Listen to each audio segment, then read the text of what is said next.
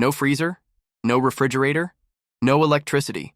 Now imagine trying to store meat, milk, or fish in July. One slip and you're not just eating something gross, you're risking death. But medieval people? They cracked the code. Long before Tupperware and thermometers, they kept food fresh for months, sometimes years, without a single ice cube. In this episode, we're diving into 7 jaw-dropping medieval inventions that kept food from rotting in the most brutal conditions. From meat sealed in lard to root cellars dug like bunkers, these tricks weren't just clever, they were life-saving. And one of them? It's still in your kitchen right now, hiding in plain sight. You think your fridge is essential? Try storing meat in July without one. In medieval Europe, where the sun baked markets into fly-infested swamps and ice was a winter luxury, if you even had access to it, keeping food fresh wasn't just a convenience.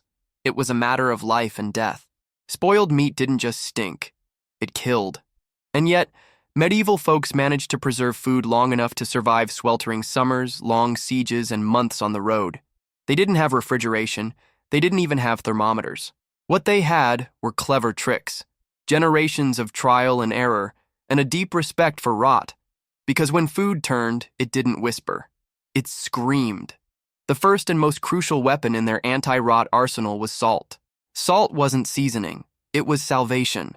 Coastal communities and inland salt mines made it the backbone of medieval preservation. Meat was layered in salt, packed into barrels, and left to dry in sheds or smokehouses. The salt drew out moisture and created a hostile environment for bacteria. It was the original desiccant pack, and without it, your entire food supply could collapse. And it wasn't just meat. Fish, especially cod and herring, were gutted, salted, and dried until they resembled wood planks. These slabs could be rehydrated and cooked months later. The Catholic Church's ban on meat during Lent made salted fish a religious staple. But let's be honest, it was about survival first, piety second. Salt also preserved vegetables through brining. Cabbage, beans, even garlic were submerged in salt water strong enough to kill most microbes. Left alone, these turned into fermented marvels, sauerkraut being the best-known example. Long before refrigeration, people had discovered that rot could be tamed and redirected. Controlled decay became preservation. Another clever invention? The glazed storage jar. Medieval pottery wasn't just rustic decor, it was science. Glazed stoneware and ceramic jugs kept out pests, trapped moisture, and maintained temperature. Food could be sealed with wax, lard, or linen soaked in vinegar. Jars stored everything from eggs suspended in lime water to butter kept cool in dark cellars. And they didn't stop there. Villagers in colder climates figured out how to bury root vegetables like carrots and parsnips in layers of straw and wood ash. The ash absorbed moisture and blocked oxygen, extending freshness deep into winter. Apples, when wrapped and stored in crates in unheated lofts or underground pits, stayed crisp for weeks. This wasn't primitive. It was optimized. Cheese was another act of culinary alchemy. Milk turned to mush in hours if left out. So villagers curdled it deliberately with rennet, pressed it into molds, and aged it in cool, dark places. Hard cheeses were dense calorie blocks with long shelf lives. Wheels were coated in wax or lard to seal them from air. A good wheel could outlast an entire season, and in some cases, double as currency. Fat itself became a preservation tool. Rendered animal fat, especially from pigs, was poured over cooked meat, forming a thick, airtight seal. This method, called potting, created a barrier that kept out bacteria. Meat stored in fat could last weeks without spoiling, and the fat could later be reused in cooking. It wasn't pretty, but it worked. This all mattered because food wasn't just for eating, it was for surviving the next storm, the next plague wave, the next siege. A household's food stores were its emergency fund. Spoiling wasn't inconvenient, it was catastrophic. There were entire social systems around who preserved best. A family known for good sausage or durable dried apples earned respect. Marriage prospects even improved for women who mastered preservation. Being able to stretch the winter larder was a literal life-saving skill. Failures were remembered just as sharply. A spoiled batch meant gossip, shame, even violence if it impacted others. And spoilage didn't always come from ignorance. Sometimes storms ruined drying racks, rats chewed through grain sacks, thieves raided cellars. Even well-planned stores could vanish in a week. Still, innovation marched on. By the 12th century, monasteries had written guidelines for food storage. Trade guilds regulated how cured goods were prepared and sold. Inspection laws were enforced in city markets to prevent the sale of spoiled meat. Preservation wasn't rustic instinct anymore. It was policy. Behind every sack of grain, every salted herring, every wax-sealed crock was a story of survival, a strategy, a calculated risk. Food was knowledge, passed down, adapted, tested through generations. And the people who learned to keep it from rotting didn't just live longer. They shaped the future of everything from commerce to culture. Next, the strangest and greasiest preservation method of them all. How medieval cooks turned animal fat into a biological fridge, and why it worked shockingly well. Preserving meat in salt was clever, but it wasn't foolproof. Salt was expensive, especially inland. In some parts of Europe, it was so valuable that it was taxed like gold and fought over like land. Not everyone could afford to soak half a pig in salt for weeks, so poorer households had to get creative, and that's where fat came in. Rendered animal fat, known as lard, was the medieval multi-tool. It cooked food, greased tools, treated leather, healed wounds, and it preserved meat. The technique was simple and disgusting by modern standards. Cook the meat, pour hot fat over it, and let it cool. The fat hardened into a white seal, locking out air and moisture. Underneath that fat crust, stew, sausage, duck legs, still moist, still edible, weeks later. The French called it confit. The English called it potted meat. Everyone called it genius. Even nobles used the technique, not just peasants. It was especially useful during travel or war, when refrigeration was impossible and campfires couldn't be risked every night. Soldiers would dig into jars of cold, greasy meat, thankful not to be chewing moldy hardtack again. In Northern Europe, where winters were long and wood was scarce, fat-sealed food could make the difference between enduring the cold and being buried by it.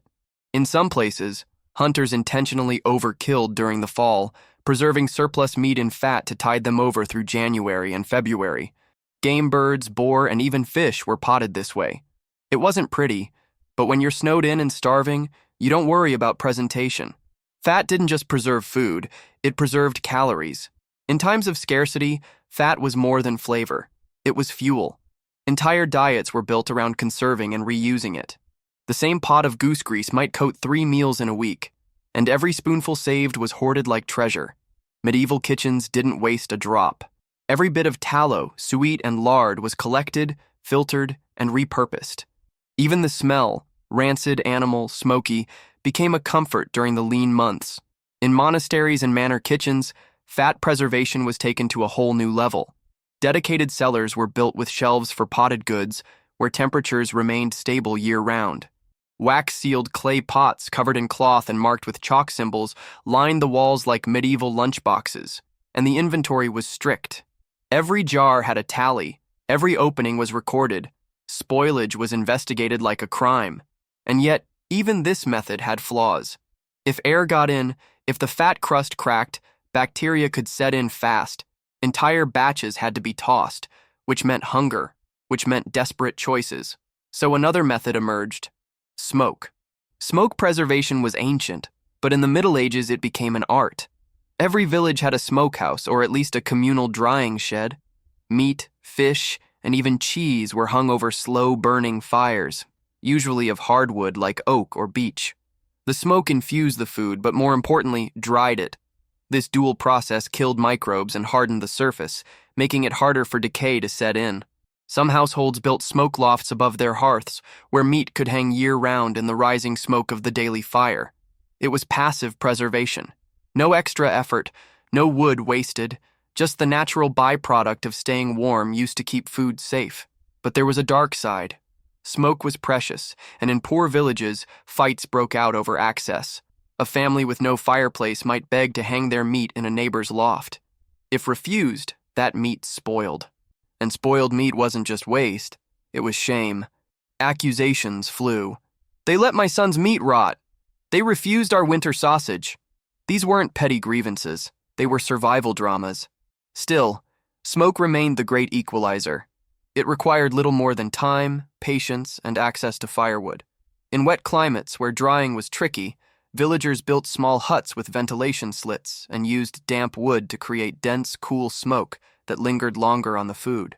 The resulting flavor was deep, earthy, and iconic. To this day, some of those flavor profiles are echoed in European regional cuisines. Then there was the cellar. Every decent medieval home had one. Dug into the earth, lined with stone or wood, it stayed cooler than the surface and shielded food from the elements. This natural refrigeration slowed spoilage dramatically. Not everyone used it for meat, but cheese, beer, butter, and even fruits could be stored here safely for weeks or months. Some wealthier homes built multi-level cellars with different temperature zones for different foods. It was storage science before thermometers. But the most astonishing preservation strategy wasn't based on any single material. It was based on rhythm, seasonal timing. Medieval folks didn't try to fight nature. They worked with it. Slaughtering was timed to the cold. Brewing was done in winter so yeast wouldn't spoil.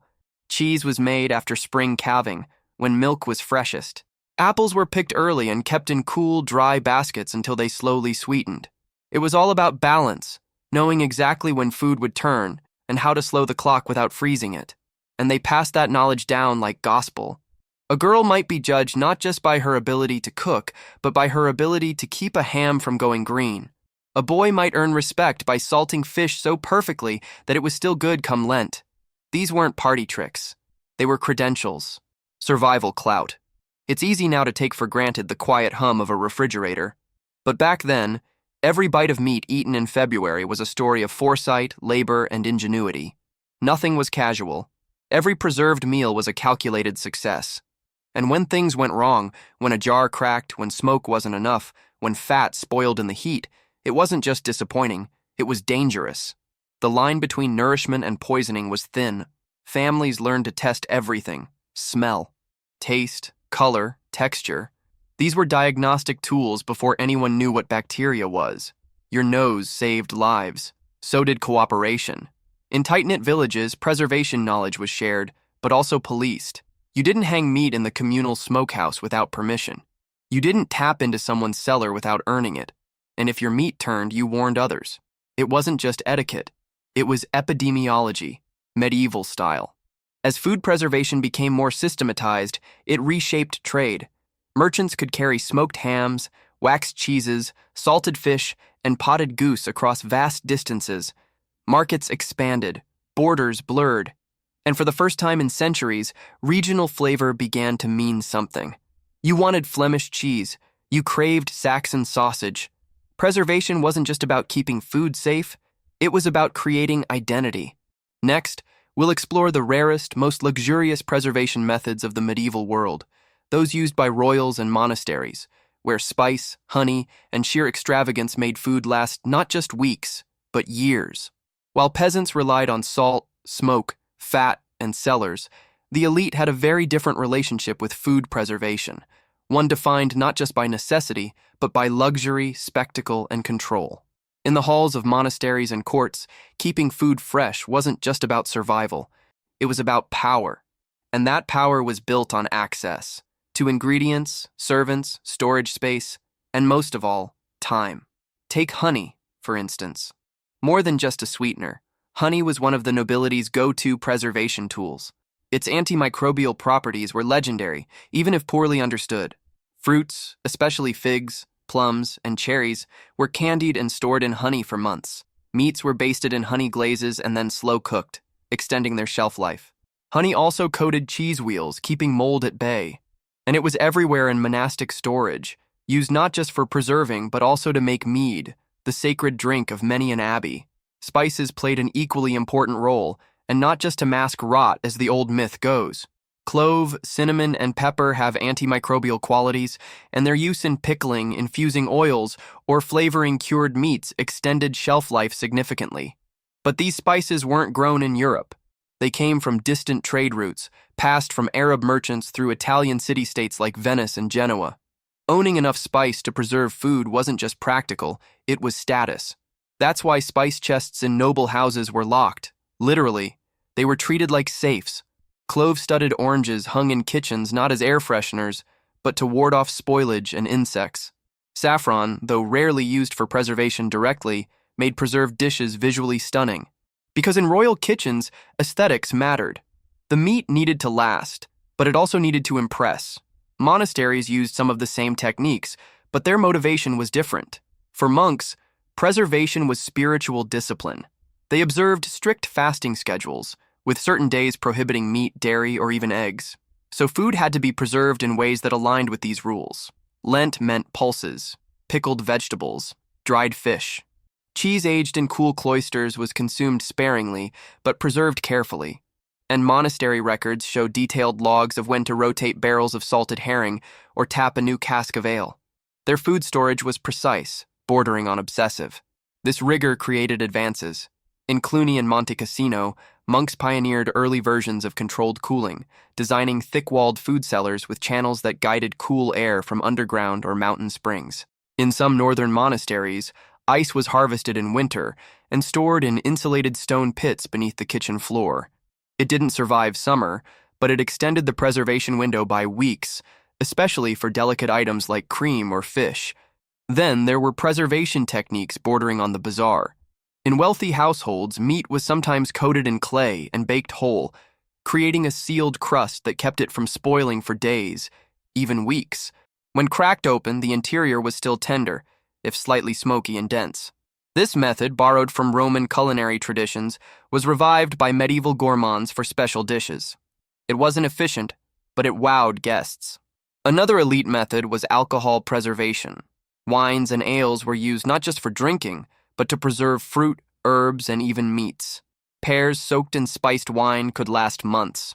Chicken or rabbit confided in wine reductions became high-status rations for travel. In times of feast, tables groaned under jars of cherries in brandy or goose liver in mead, each a sign that you had the means to waste both meat and alcohol on luxury.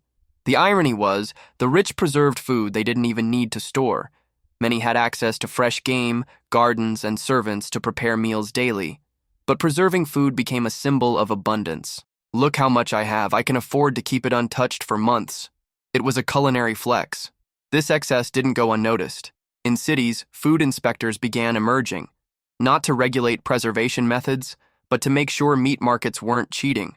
In Paris, charcutiers had to prove their smoked sausages were genuinely cured and not just painted with smoke color. In London, guilds inspected pickled goods to ensure they weren't masking spoiled meat. Preservation had become so advanced that some merchants used it to deceive. Spoiled food could be disguised and sold if the spices were heavy enough, which is why law stepped in. By the 14th century, preservation wasn't just personal, it was political. Cities set rules about when butchers could slaughter animals, how long cured meat could be sold, and how storage facilities had to be built. Monasteries that sold preserved fish had to label the catch date. Street vendors could be fined for selling second boil broth more than a day old. Preservation had become a regulated economy. Yet despite all this structure, preservation remained deeply tied to culture. In Jewish communities, preservation rituals followed kosher laws with meat and dairy separated not just in preparation, but in storage. Pickled cucumbers, preserved lemons, and salted herring weren't just dietary choices. They were cultural anchors. In Muslim Spain, preserved fruits, rosewater syrups, and almond pastes made during Ramadan blended culinary artistry with practical storage. These regional flavors made their way across Europe. The Moorish influence in Andalusia brought sugared almond preservation to Christian courts. Crusaders returned from the Levant with new ideas, like preserved lemon, dried apricot paste, and spice-rubbed jerky. These methods filtered into local cuisines, changing the flavor of preservation from one village to the next. And still, the dangers remained. Rich or poor, a cracked seal or spoiled jar could spell disaster. In one documented case from a Burgundian court, an entire feast had to be canceled when 40 pots of preserved duck turned sour overnight. The kitchen master was fined, the cellar inspected, a new batch ordered, because appearances mattered more than waste. Yet these disasters also fueled innovation. Scholars began documenting spoilage symptoms. Physicians advised on which herbs chilled the meat or kept the stomach calm. Preservation entered the realm of medicine. A good cook wasn't just someone who could cure meat. They were someone who could preserve health. As trade expanded, so did preservation power. Sugar, once rare, became more common. It wasn't just for cakes, It preserved plums, apples, and citrus in thick jams stored in glazed pots. These weren't the sugary confections of modern breakfast. They were concentrated, dense, and often medicinal. A spoonful of quince paste might double as dessert and remedy. With the rise of spice routes and colonial ventures, Europe stood on the edge of a preservation explosion. But even before refrigeration, even without ice, the medieval world had created a food web held together by salt, fat, smoke, clay, and time. Next, we'll follow those preservation techniques onto the road, how traveling armies, pilgrims, and merchants carried their sustenance across continents without letting it rot. Because preserving food in your cellar is one thing, doing it on horseback over mountains and months, that was another level entirely. Preserving food in a cellar was a science. Preserving it while marching across Europe, that was a miracle. And yet, thousands of medieval travelers, soldiers, pilgrims, traders, nobles, moved across dangerous, food-scarce terrain with surprisingly sophisticated mobile provisions. Their meals weren't delicious, but they didn't rot, and that made all the difference. Medieval armies in particular couldn't rely on local supplies. Raiding and foraging helped, but it wasn't dependable, especially in hostile territory. So quartermasters planned months in advance. Salted meat, dried fish, hard cheese, smoked sausage, and dense seedless bread became the core rations. These foods were chosen not for taste, but endurance. If it could last weeks bouncing in a sack on horseback, it made the cut. Salt pork was a staple. Packed in barrels, it could be boiled into stews or eaten as is. The brine it was packed in, while revolting, could also be reused, sometimes boiled and filtered to extract more salt or flavor grains. Soldiers joked that the meat was half pig, half salt block, but it was protein and it was reliable. Hardtack, twice-baked biscuit, was another travel essential. This bread was intentionally cooked to be nearly inedible when dry. It lasted for months, even years, if kept from moisture. Soldiers softened it by soaking in ale or broth. Pilgrims carried small sacks of it strapped to their belts, and traders often added fennel seeds or anise to improve flavor and prevent mold. Cheese also traveled well, especially hard varieties.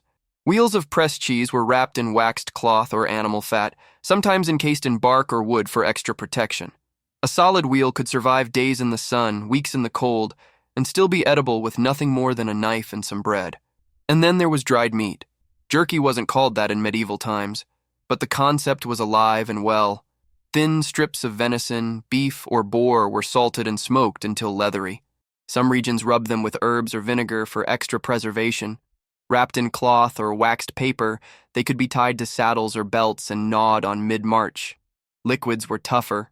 Ale spoiled quickly, especially in warm climates, so travelers leaned on vinegar-based drinks like posset or oxymol, a mix of water, vinegar, and honey. It tasted foul, but kept you hydrated and didn't spoil.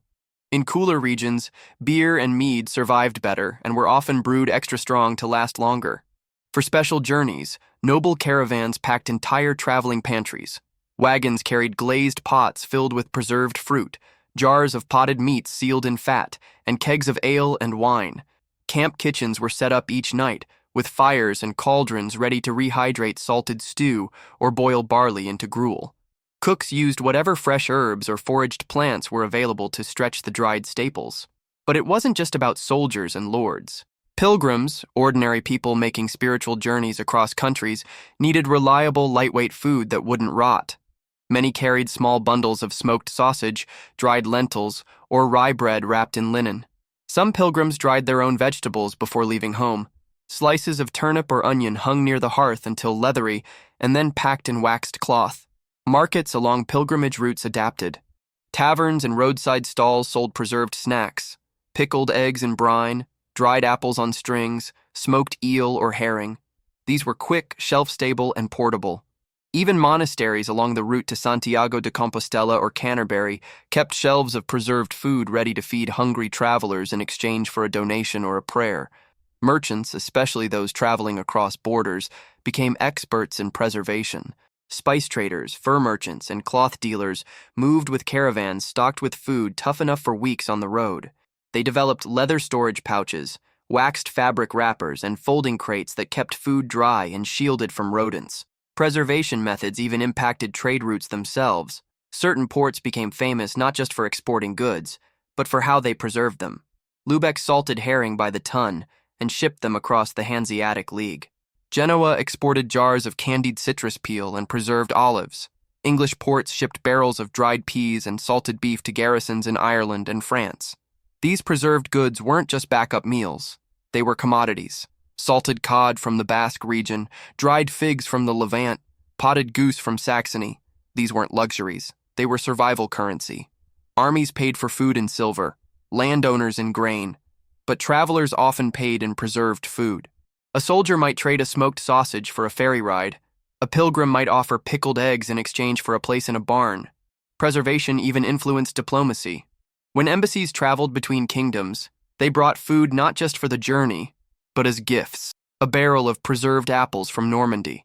A jar of saffron-infused honey from Aragon. These weren't just snacks. They were messages. We are prepared. We are wealthy.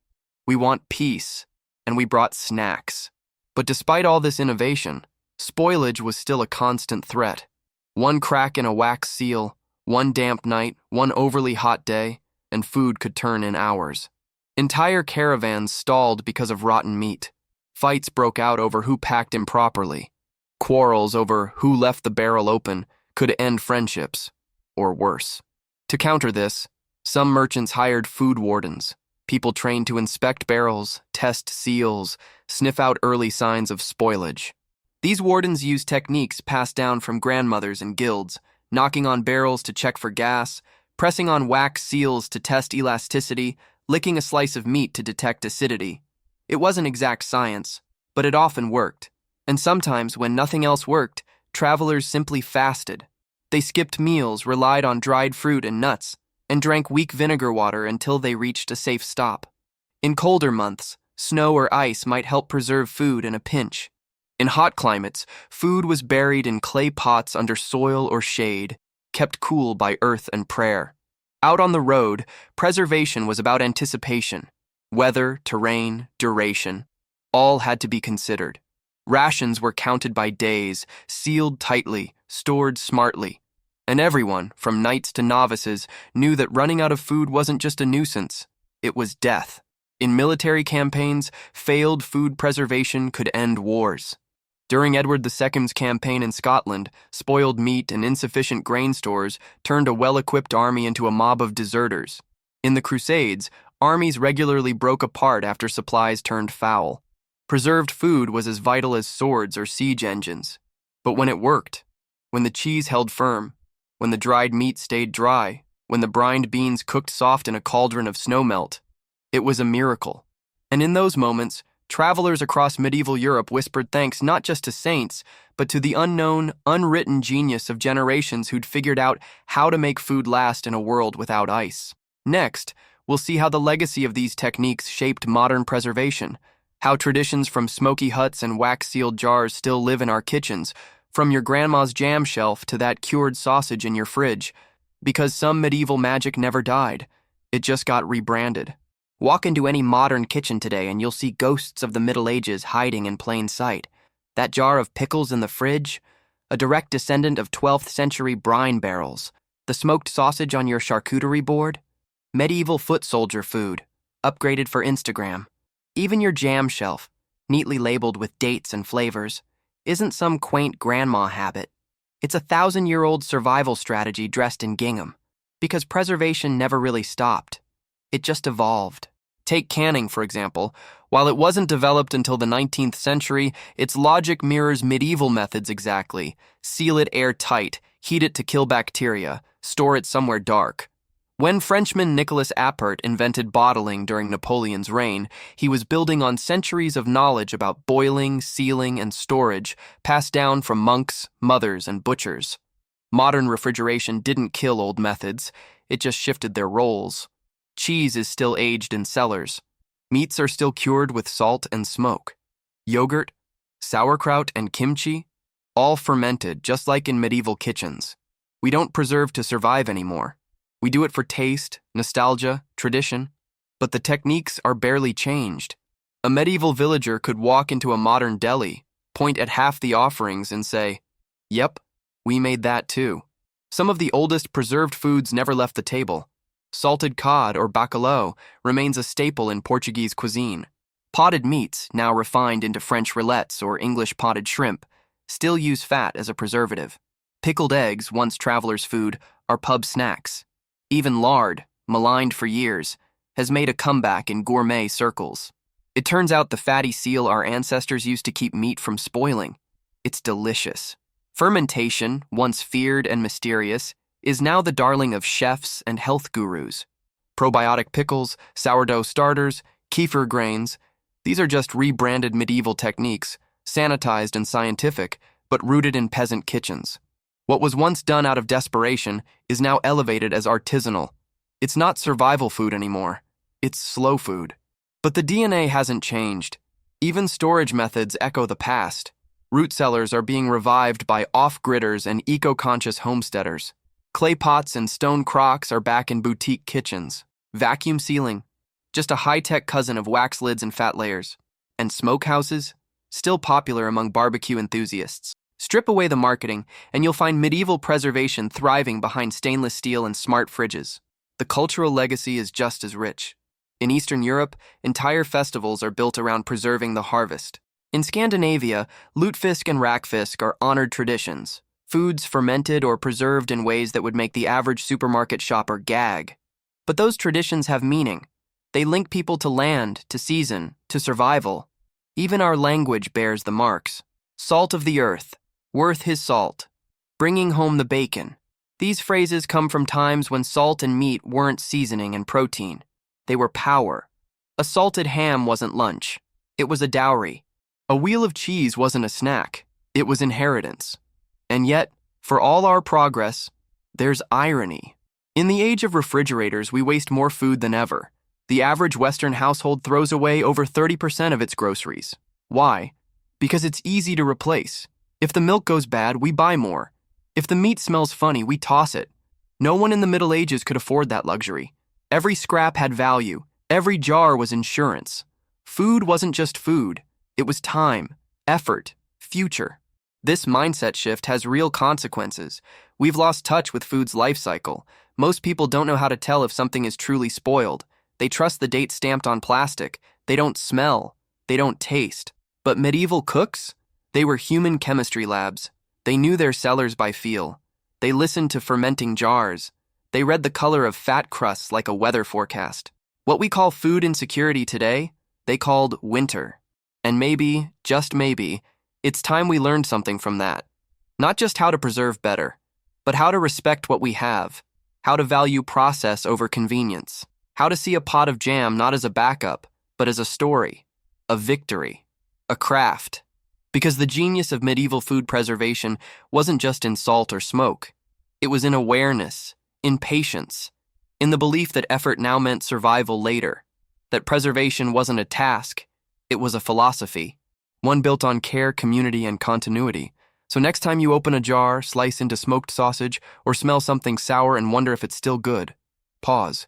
You're touching a lineage, a medieval hand guiding yours, 1,000 years of trial and error. And every bite that doesn't kill you, that's history too. The fridge hums quietly, the supermarket shelves groan with options, but deep down, we're still trying to do what they did, stretch the harvest, beat the rot, and keep something good just a little longer. Some lessons never spoil. We live in a world where a fridge breakdown is a minor crisis, but for medieval people, every season was a battle against rot, spoilage, and hunger. And yet, they thrived. Thanks to innovations that still echo through our kitchens today. They didn't just store food. They conquered nature, one smoked ham and pickled onion at a time. So here's the question. Are we really more advanced or just more dependent? What could we learn from the way they salted, smoked, sealed, and survived? Could you preserve your own food if you had to? Let us know in the comments. What medieval trick surprised you the most? Have you ever tried fermenting, pickling, or preserving something the old way? And if not, would you? Smash that like button, subscribe for more wild history every week, and tap the bell so you don't miss the next deep dive. Because in the medieval world, knowledge wasn't just power, it was survival.